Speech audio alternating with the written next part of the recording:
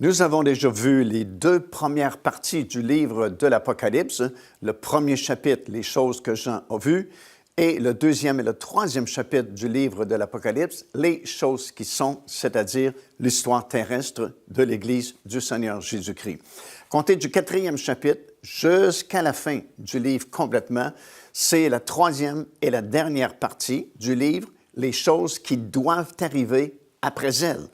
Alors, encore une fois, à partir de ce quatrième chapitre, à partir du premier verset, tout ce qui est mentionné dans ce livre-là, rien n'est encore arrivé parce que ce sont des choses qui doivent arriver après les choses qui sont.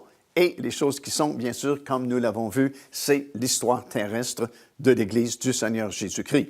Bien, tout d'abord, il faut savoir que l'enlèvement n'aura pas lieu au hasard parce que Dieu ne travaille jamais au hasard. Il y a toujours un plan, il y a toujours une date précise.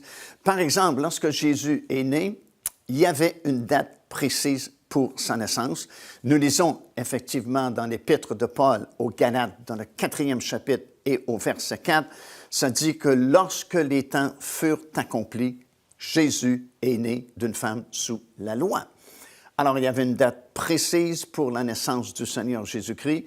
Il ne pouvait pas naître n'importe quelle journée, mais c'était déjà fixé d'avance. Il y avait une date précise aussi pour sa mort sur la croix de Golgotha. Dans Romains, le 5e chapitre et au verset 6, nous lisons ceci. « Au temps marqué, Christ est mort pour nos péchés. » Évidemment, il ne pouvait pas mourir ni la veille, ni le lendemain, mais devait donner sa vie exactement cette journée-là qui avait été fixée d'avance parce qu'il devait accomplir, bien sûr, le calendrier de Dieu et sa mort devait se produire exactement le jour de la fête de la Pâque, puisqu'il était l'accomplissement de tous ces agneaux qui avaient été offerts depuis plusieurs années auparavant, exactement le jour de la fête de la Pâque juive. Et lorsque Jésus est mort sur la croix, il était l'agneau parfait de Dieu qui devait mourir exactement durant cette journée-là de la fête de la Pâque, à une heure même précise, à 3 heures de l'après-midi, 15 heures. Il ne pouvait ni mourir avant ni mourir après. Alors Dieu est toujours un Dieu de précision et ce sera la même chose concernant l'enlèvement des croyants.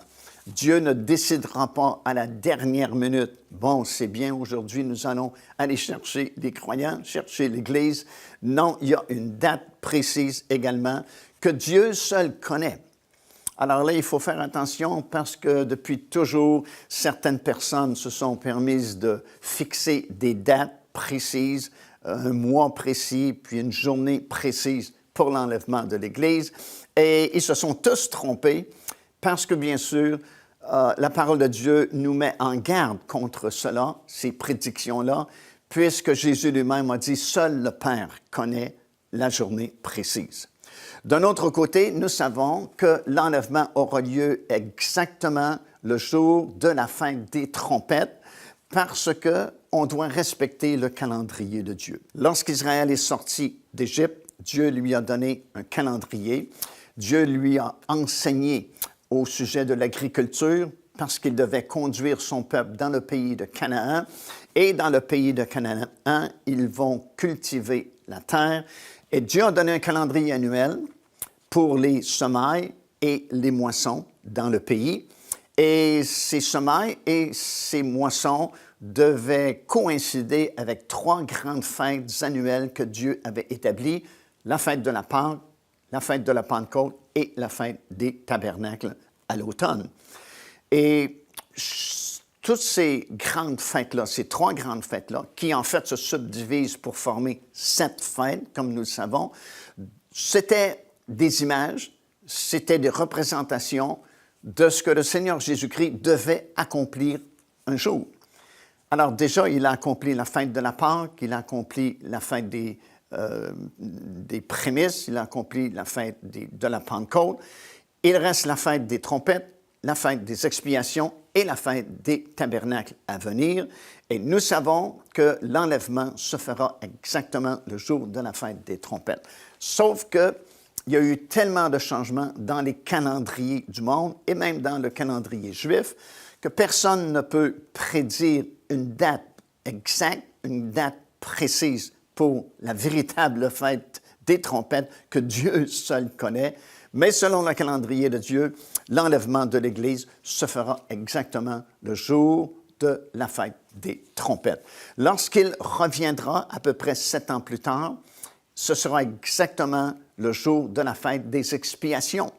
D'ailleurs, nous le verrons un peu plus tard dans le livre du prophète Zacharie, lorsqu'il parle du retour du Seigneur Jésus-Christ sur la terre, après ces 7 années de tribulation, il va bien mentionner que ce ne sera ni le jour, ni la nuit, mais vers le soir, que ses pieds se poseront sur le sommet de la montagne des Oliviers, parce qu'évidemment, la fête commence toujours au coucher du soleil vers la fin de la journée. Et lorsque le Seigneur sera revenu, il y aura cette 7e et dernière fête qui sera accomplie, la fête des tabernacles, alors que ce sera l'ouverture du règne de 1000 ans. Ce sera le festin des noces de l'agneau, comme nous expliquerons un peu plus tard. Et ainsi, le calendrier de Dieu sera complètement accompli par le Seigneur Jésus-Christ.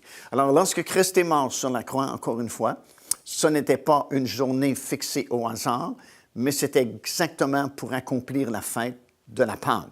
Lorsqu'il a été mis au tombeau, il accomplissait la 2e fête, la fête des pains sans levain.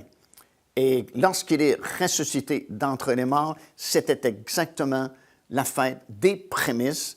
Et c'est pourquoi nous savons qu'il s'est écoulé exactement 50 jours avant l'effusion du Saint-Esprit dans la chambre haute, parce qu'il y a exactement 50 jours entre la fête des prémices et la fête de la Pentecôte.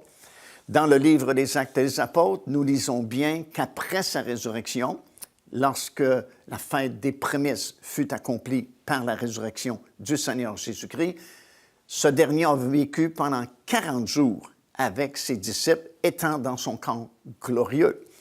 Puis il a donné ses ordres à ses disciples de ne pas quitter la ville de Jérusalem, mais d'attendre et de recevoir le baptême du Saint-Esprit avant de commencer à évangéliser et annoncer la bonne nouvelle du salut en Jésus-Christ. Et à ce moment-là, le Seigneur a été enlevé dans les airs, il est retourné vers son Père là-haut dans le ciel.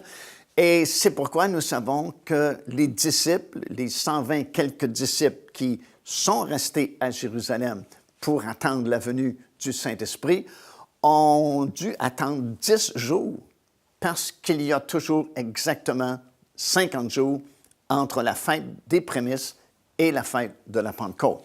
Et puisque Jésus a vécu pendant 40 jours avec ses disciples, il restait donc exactement 10 jours avant la fête de la Pentecôte.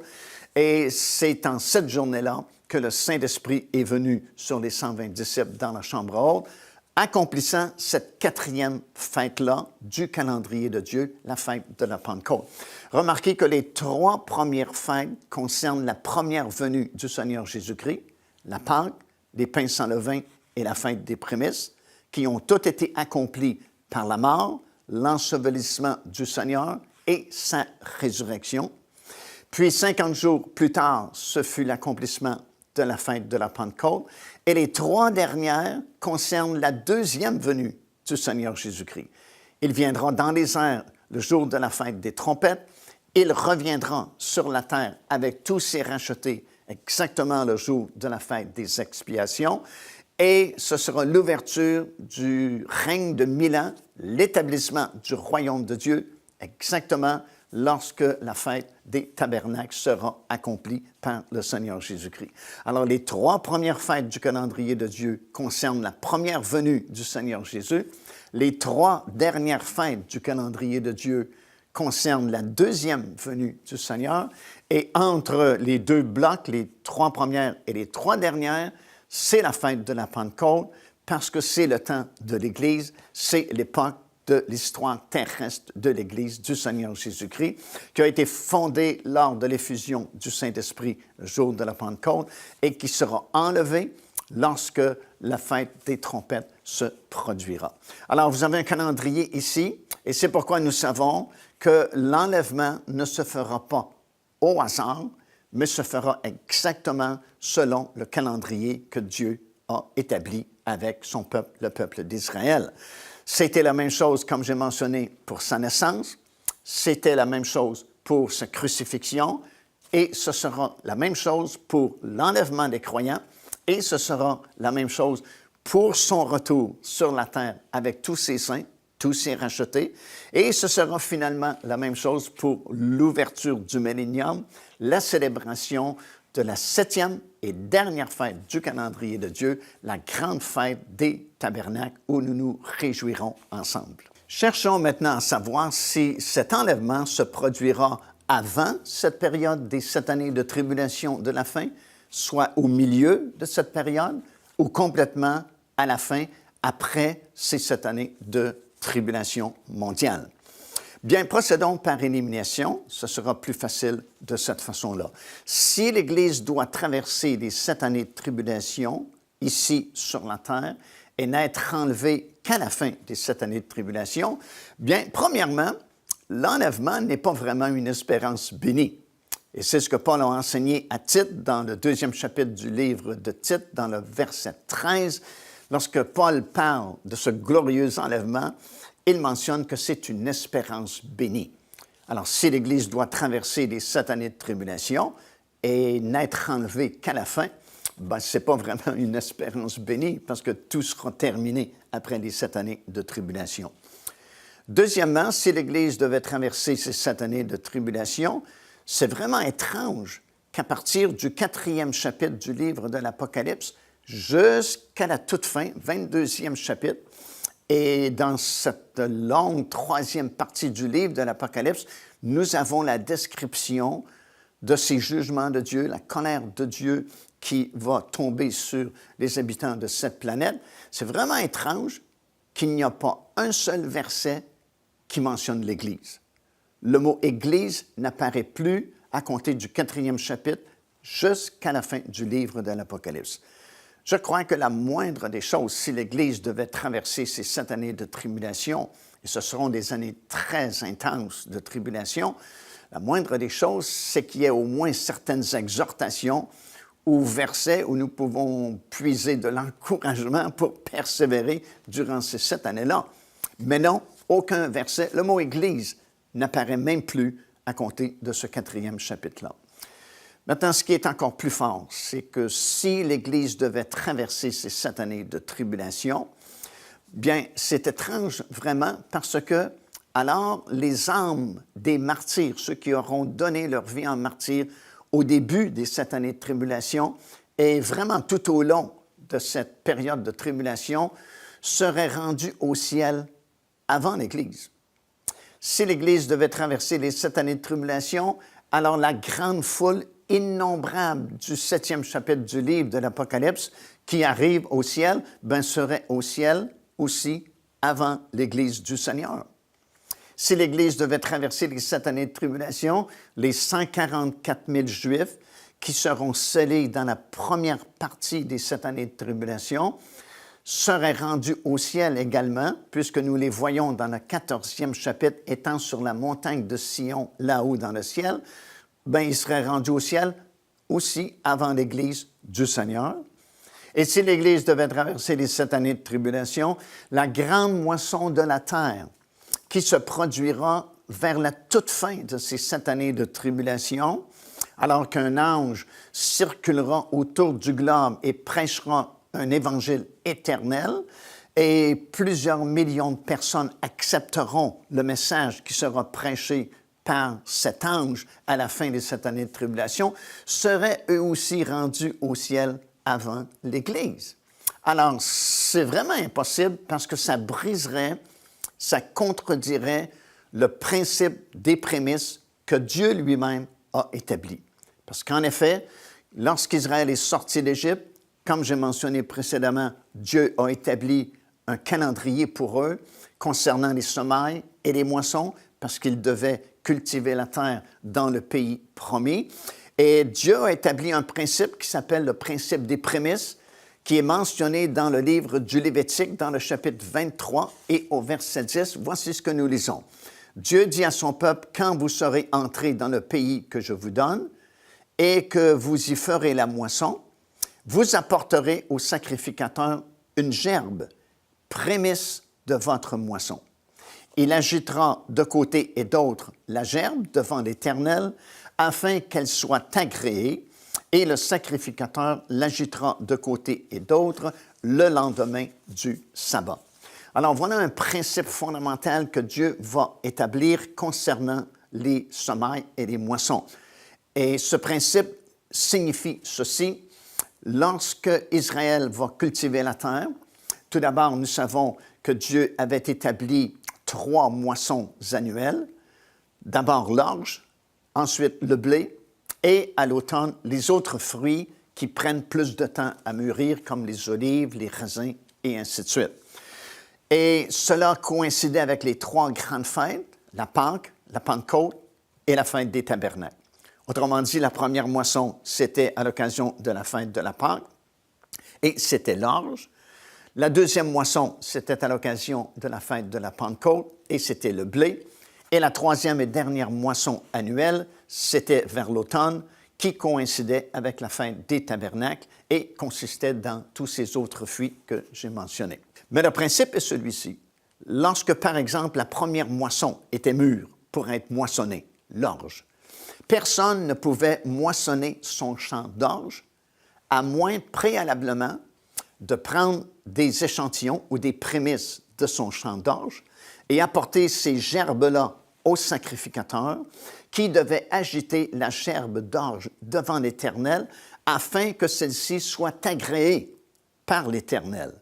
Et ce n'est qu'après avoir fait cela que le moissonneur pouvait moissonner son champ d'orge et faire vraiment ce qu'il voulait avec sa récolte, vendre sa récolte, faire un profit avec sa récolte, mais il ne pouvait pas faire cela sans préalablement prélever les prémices de ce champ-là et les offrir à l'Éternel. Alors ça, c'est un principe que Dieu a établi qui fonctionnait pour les 3 moissons annuelles concernant l'agriculture, mais qui fonctionne également pour la résurrection des justes. Alors, si nous disons que l'Église n'est enlevée qu'à la fin des 7 années de tribulation, alors on vient de contredire le principe des prémices, parce qu'alors, comme je viens de vous expliquer, tout le champ aurait été moissonné avant les prémices, ce qui est absolument impossible, parce que le mot prémisse veut le dire lui-même, c'est ce qui vient en premier. Alors, si l'Église doit traverser, selon certains, les 7 années de tribulation et n'être enlevée qu'à la toute fin, alors l'Église devient le reste du champ et tous ces autres groupes de rachetés, comme les âmes qui ont donné leur vie en martyr, les 144 000 Juifs, la grande foule innombrable du 7e chapitre de l'Apocalypse, la grande moisson de la terre qui se produira vers la fin des 7 années de tribulation, deviendraient alors les prémices et l'Église le reste du champ. Alors c'est impossible parce que c'est un principe que Dieu a établi et c'est un principe qui ne peut pas être changé ou modifié. C'est un principe fondamental, universel, le principe des prémices. Alors, nous éliminons carrément la possibilité pour l'Église de vivre sur cette terre durant les 7 années de tribulation à cause principalement du principe des prémices que Dieu lui-même a établi. Bien sûr, il y a plusieurs autres raisons que nous discuterons sans doute un peu plus tard. Par exemple, nous ne sommes pas destinés à la colère de Dieu, mais à l'acquisition du salut par le Seigneur Jésus-Christ. Et or, nous savons que dès le début des premiers sceaux qui seront brisés, au tout début des 7 années de tribulation, déjà, c'est la colère de Dieu qui est manifestée, ce sont les jugements de Dieu, et même les gens du monde le reconnaîtront, puisque dans le 6e chapitre du livre de l'Apocalypse et au verset 17, il est bien écrit, les gens diront, la colère de Dieu est venue. Alors, si la colère de Dieu est déjà en agissement au tout début des 7 années de tribulation et que nous ne sommes pas destinés à la colère de Dieu, ben, c'est évident que l'Église du Seigneur Jésus-Christ ne peut être sur cette planète durant ces 7 années de tribulation. Alors, nous éliminons cette possibilité-là parce que, bibliquement parlant, c'est impossible. Alors, peut-être que certaines personnes préfèrent croire à cela, que l'Église traverse les 7 années de tribulation, mais bibliquement parlant, c'est impossible pour toutes ces raisons-là que j'ai mentionnées, mais surtout à cause du principe des prémices que Dieu lui-même a établi avec son peuple, et ça ne peut pas être changé, ça ne peut pas être renversé, ça ne peut pas être annulé. Et encore une fois, si l'Église devait traverser les 7 années de tribulation, le champ serait moissonné avant que les prémices aient été prélevées. Une autre possibilité que nous entendons prêcher régulièrement, c'est que l'Église serait enlevée au milieu des 7 années de tribulation au son de la dernière trompette. Évidemment, ceux qui prêchent cela se fondent sur le passage que nous avons lu dans 1 Corinthiens, le 15e chapitre, alors que Paul parle des vivants, ceux qui seront restés vivants au moment de l'enlèvement. Il dit, nous ne mourrons pas tous, mais tous nous serons changés en un instant, en un clin d'œil, au son de la 7e ou de la dernière trompette. Et les gens qui prêchent cela identifient la dernière trompette avec justement la 7e trompette du livre de l'Apocalypse. Dans le livre de l'Apocalypse, il y a 3 grandes vagues de jugement. La première vague consiste dans ces 7 premiers sceaux qui furent brisés. La deuxième vague de jugement consiste dans ces 7 trompettes. Et à chaque fois qu'un ange va sonner de sa trompette, un jugement va tomber sur cette planète. Et la troisième vague, ce sont les 7 dernières coupes des jugements de Dieu, puis c'est le retour du Seigneur Jésus-Christ sur la terre. Et de façon étrange, la 7e trompette arrive précisément au milieu des 7 années de tribulation. Alors, ceux qui enseignent que l'Église va traverser une partie des 7 années de tribulation jusqu'au milieu, justement, des 7 années, et elle sera enlevée au son de la dernière trompette, ou, disent-ils, la 7e trompette. Bien, c'est pas possible non plus, bibliquement parlant, parce que la 7e trompette mentionnée dans le livre de l'Apocalypse n'est pas le son joyeux et bénissant de l'enlèvement de l'Église, mais c'est plutôt un 3e malheur qui va s'abattre sur les habitants de la terre d'une série de 3 malheurs spéciaux. Alors déjà, dans cette deuxième vague de jugement, qu'on appelle les 7 trompettes, si vous lisez attentivement, la 5e, la 6e et la 7e trompette, ce sont 3 malheurs particuliers qui vont s'abattre sur cette planète. Et déjà, avant le son de la 5e trompette, il y a un avertissement qui est donné et ça dit malheur, malheur, malheur. 3 fois malheur aux habitants de la terre à cause du son de ces 3 dernières trompettes, la 5e, la 6e et la 7e trompette. Lorsque le 5e ange sonnera de la 5e trompette, c'est le premier malheur d'une série de 3 malheurs. Et nous savons de quoi il s'agit, puisque dans le livre de l'Apocalypse, nous lisons qu'à ce moment-là, Dieu permettra à un ange d'ouvrir le puits de l'abîme et permettra à des millions d'anges déchus qui, jusqu'à ce moment-là, avaient été retenus captifs dans les profondeurs de l'abîme, permettra à ces anges d'envahir vraiment la planète Terre. Il y aura une invasion démoniaque de ces anges déchus-là. Qui sont ces anges déchus? Bien, ce sont ces anges qui n'avaient pas gardé leur demeure à l'époque de Noé et qui avaient provoqué cette race de géants que Dieu a dû détruire à l'époque. Et ces anges déchus ont été retenus captifs dans les profondeurs de l'abîme. Et selon l'enseignement que l'apôtre Pierre nous donne dans son épître et l'enseignement de Jude également dans son épître, ils sont retenus captifs dans les profondeurs de l'abîme, gardés en réserve pour le jour du jugement. Alors, durant ces 7 années de tribulation, c'est vraiment le temps des jugements de Dieu sur cette terre et c'est pourquoi, à ce moment-là, lorsque le cinquième ange sonnera de la cinquième trompette, il y aura cette invasion d'anges déchus, à nouveau, encore une fois, sur cette terre. Puis le sixième ange va sonner de la sixième trompette, et la Bible nous précise que c'est le deuxième malheur d'une série de 3 malheurs. Et cette fois-là, il y a 4 super entités démoniaques qui sont actuellement et depuis très longtemps liées au-dessus du fleuve Euphrate dans la région de Babylone. Et ils sont liés jusqu'au temps choisi par Dieu où ils seront déliés. Et ça mentionne bien dans le livre de l'Apocalypse qu'ils sont liés pour l'année, le mois, le jour et l'heure précise où le commandement sera donné de délier ces 4 super entités démoniaques.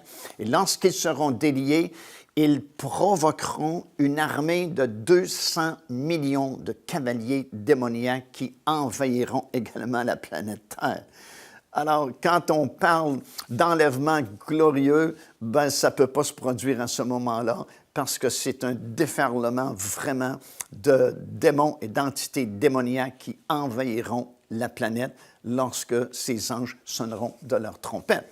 Puis nous arrivons au 7e ange qui va sonner de la 7e trompette et c'est le 3e malheur qui se produira à ce moment-là. Et nous lisons dans le livre de l'Apocalypse que lorsque le 7e ange sonnera de sa trompette, Satan lui-même sera expulsé du ciel avec tous les autres anges qui ne faisaient pas partie de la catégorie des anges qui n'avaient pas gardé leur demeure et qui avaient provoqué cette race de géants, ainsi que tous ces millions ou milliards de démons. Personne ne sait le nombre exact de démons, mais à ce moment-là, comme nous le lisons dans le 12e chapitre du livre de l'Apocalypse, il y eut une guerre dans le ciel et Satan lui-même, avec ses anges déchus, avec tous ses démons, furent expulsés et ils n'auront comme territoire que la terre pour les dernières 3 années et demie des 7 années de tribulation. Alors, vous pouvez bien vous imaginer la noirceur spirituelle qui existera à ce moment-là, puisque tous les anges déchus seront ici sur la planète, tous les démons seront renfermés sur cette terre, et Satan lui-même, en personne, sera sur cette terre. Alors, loin d'être le son joyeux de l'enlèvement des croyants, cette 7e trompette, c'est l'accomplissement de ce 3e malheur d'une série de 3 malheurs, alors que Satan lui-même est expulsé sur la planète Terre. En même temps, ce sera l'émergence de l'Antéchrist plutôt comme gouvernement mondial. On sait que cet homme a fait premièrement son apparition lorsqu'il y a eu la confirmation de cette alliance pour une durée de 7 ans. Dès que le premier sceau du livre à 7 sceaux fut brisé, nous voyons encore une fois l'Antéchrist qui, cette fois-là, part à la conquête du monde. Et finalement, ça va lui prendre 3 ans et demi avant de réussir cet exploit-là.